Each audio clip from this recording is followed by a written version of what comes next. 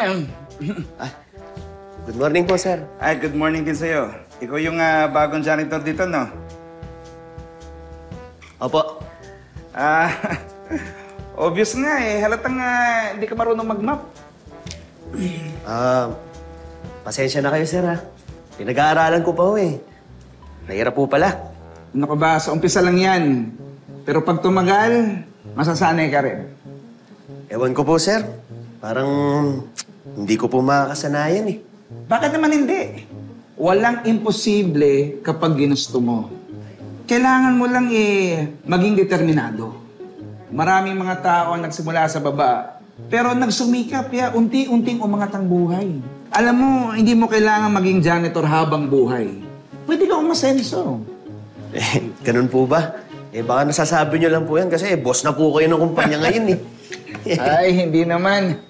Alam mo, kung di mo na itatanong, dati rin akong janitor. Wala ho sa mukha. Talaga po? Oo.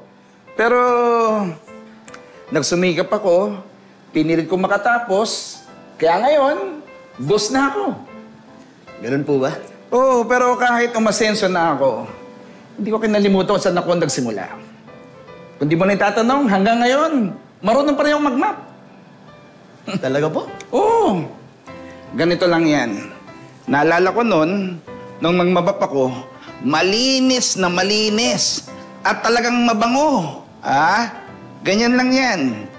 Kaya ikaw, pag umasenso ka, huwag na huwag mong kalilimutan kung saan ka nagsimula. Ganun lang yun.